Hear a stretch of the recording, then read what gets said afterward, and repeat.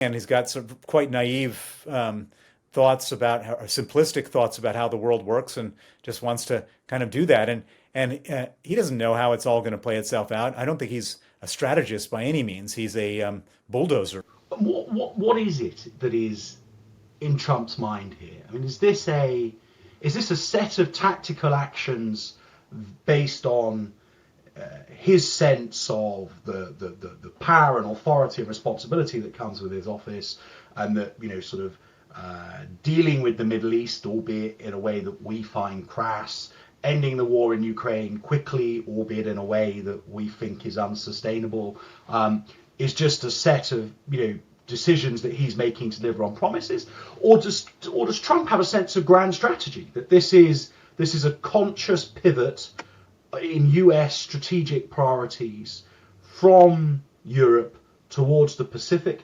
or is it neither of those things? It's just a sense that the US doesn't need to worry about the world beyond and should get on with focusing on itself. What's Trump's motivation, Bill?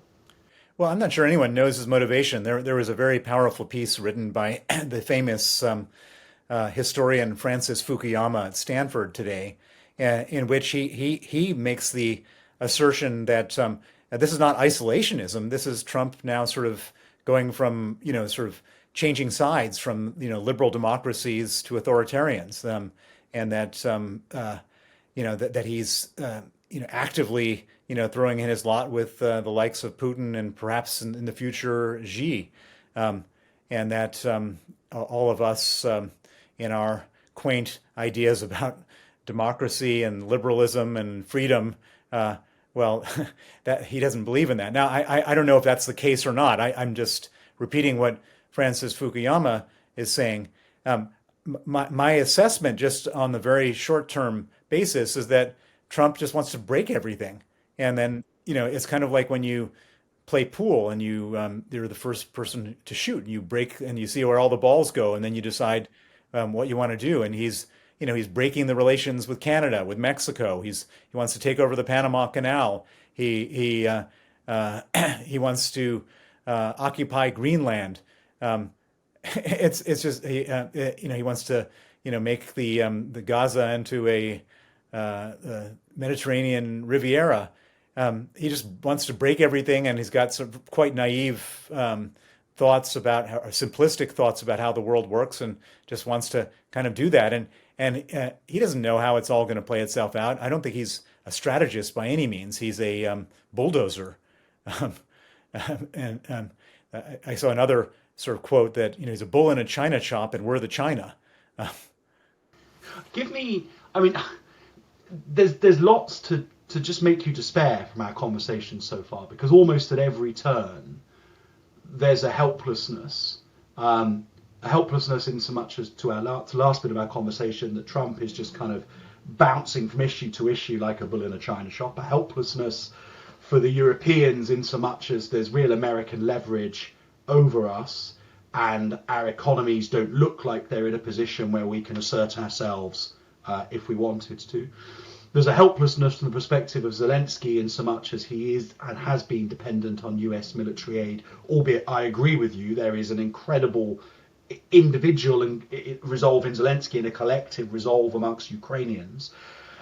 And there's a sort of even a helplessness within Russia in so much as Putin is taking enormous losses. So what are you?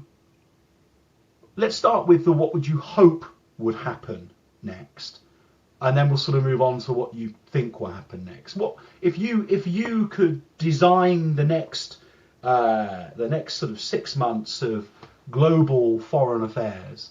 What would happen, Bill?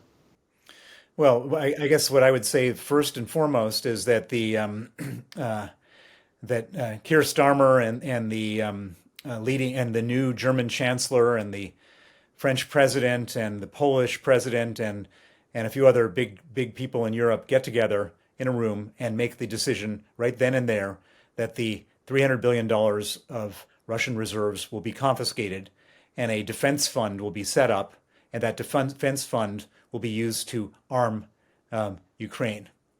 At that point, to instruct the Ukrainians that their military aid will not be cut off, and that they should negotiate on the basis of their own national interest, and that they should do whatever they think is the right thing to do. If they want to end the war now, they should end the war now. If they want to end the war later, when they're in a better position, they should end the war later. I think that over the next few months, we need to have, the leaders of our countries need to have very serious conversations with the constituents of our countries that we have a new world order, that we have to defend ourselves, that we're going to have to invest in military, in armies, in equipment. It's going to cost money, but that's the if you have no defense, you have nothing. That's the first and most important responsibility of government is to defend the country. And that we should try not to get into fights with Trump, but we should not back away and behave like weaklings in this situation. The economy of Europe together, combined with the UK, is larger than the American economy. The population is larger than the US population. We're not helpless. We're only helpless if he can pick us off one by one, whether it's Putin or Trump or whomever. We're in an existential moment, but necessity is the mother of invention, and we're now been presented with a necessity. And it will cost a lot. It will be painful, but we can't just sort of throw our hands up in the air and say the sky is falling and we're all just nobodies and we can't do anything about it. We're not in such a weak position that we have to do that. That's my hope. Now, And well, yeah, and I think there'll be many, many people that would share it, and the world would be better, undoubtedly, if that's a sequence of events that transpire. I risk of ending on a pessimistic note. What do you think will happen? well, what I think will happen is that we will actually confiscate that money. Um, I doubt whether we'll be able to like change the entire defense attitude in the short term. Um, I don't think that the negotiations will actually result in an agreement. I think that it will all be a lot of noise, and there will not be a peace deal. It's hard for me to imagine that there will be a peace deal that Putin will be happy with, that the Ukrainians will be happy with. And so, and if Trump doesn't have that leverage over Ukraine, then they don't have to accept it. And so I think and then Trump can blame Ukraine for not doing it, and then he can say to the American people that, well, I couldn't get that one done because that dictator Zelensky, wouldn't agree, but we're not funding them anymore. No more American money in Ukraine, and that can be his way of washing his hands of the whole thing. I would be surprised. I think there's a less than 50% chance that this resolves itself in the way that Trump has promised the American people that it would. The problem, Bill, is if that is the sequence of events, and I can see that happening, and the US pulls up the drawbridge and said, well, look, I tried, but at least now the US is disengaged from this war. As far as we're concerned, it's over. Leave it to the Russians, the Ukrainians, the Europeans. If the rest of Europe is then subsequently involved, however it's funded, through seized assets, as you recommend, but that the war escalates and the US has disengaged, are we then in a place where European security is entirely a matter for Europeans, and that the US, like in 1939, 1940, 1941, it is not obvious to the US that they any longer have a role in securing the European continent? That bothers me. The other thing that bothers me is the opportunism of Xi. And I don't think we've got time really to go into what is China's strategy in all of this. But I've never ever believed that there is a US confrontation with China that doesn't involve an off-axis challenge to the US from Russia at the insistence of China. And so I just really worry that if the US were to disengage, not only is that a really bad thing for Europe, but it actually ignores the reality of how a confrontation with China would ultimately play out. Well, I think you're exactly right. It's not in anyone's interest for the U.S. to disengage, which is why they've been engaged at a great cost to the U.S. For 80 years. It makes sense. Everything you've said makes sense. it doesn't matter whether it makes sense or not. So I would predict that that the U.S. disengages from Europe. But I would also not be so pessimistic about what that means for our security. If Russia couldn't succeed against Ukraine, how is Russia going to succeed against Ukraine, Poland, the United Kingdom, France, Germany, and everybody else who's left in the coalition of the willing?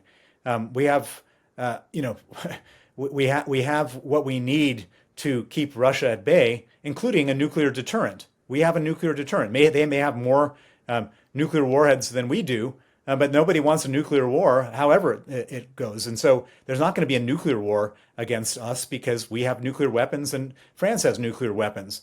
And then in terms of conventional war, they would lose in a conventional war against Ukraine combined with Europe. They're losing in a conventional war, or barely succeeding in a conventional war against Ukraine. And so it's going to be awful however it plays itself out. Putin is brash, but he's a bluffer. He's been bluffing all along. And he thinks he's got a terrible hand, and he thinks that we're just all going to fold by him looking at us the wrong way. He thought that we would fold just on the basis of gas, that everyone buys Russian gas, we would never lift a finger. And it turns out that he was wrong. You know, again, if we have to, we will fight back. And surely because he's so weak and so worn out, to the extent that the U.S. pulls out, we just have to step up and show him that we are a deterrent. And you know, I was at the Munich Security Conference last weekend speaking to foreign ministers from a number of countries, and you know, particularly the frontline countries. Everyone's kind of understanding that this is where we are now. Now we have a new German chancellor who's coming in on Sunday. He'll be better than the old German chancellor as far as these issues are concerned. So let's see what happens. Well, I hope you're right, and your view is, I think, more hopeful than mine instinctively is. I worry that Europe just can't quite get itself into the gear necessary to react at the scale that is necessary, and that we're struggling to find the leadership. I was struck by Merz as well, from what I saw in Munich. I thought that he was saying all of the right things, but the problem is until we know the composition of his coalition, we won't know exactly how much he's able to deliver on that rhetoric. Macron, I think, is doing all that he can as the senior statesman in Europe to convene people, but he is massively hamstrung by French domestic politics, which means there's a massive market for Keir Starmer. And even though I'm not of his political persuasion, I wish him all success in leading Europe in what is to come. It is not, that you're right that the B9 countries, as NATO call them, the frontier countries, are squarely focused on the threat of Russia and the necessity to do more. But there are many, many others on our continent that are not, and I think there's a real market for UK leadership, irrespective of our relationship with the EU, for Keir to step up and lead the continent. And by the way, I think that brings a lot of leverage to the negotiations. If Europe is confident and assertive and ready to resource a solution, I don't think Trump is disingenuous when he's saying if the Europeans want to be involved, tell us what you do. How you're going to resource it. Bill, it has been fascinating to talk to you. Your campaign to release the seized assets will feature when the history is written, particularly if it happens, and I hope that it does. You're a great man that has done great things in support of the Ukrainian cause, and I'm really grateful to you for sharing your time with us on Superpowers. The future of global security on Times Radio. Like and subscribe everything that Times Radio does in its commentary on geopolitics. And for more Superpowers, join us next time. Thank you very much. Thank you.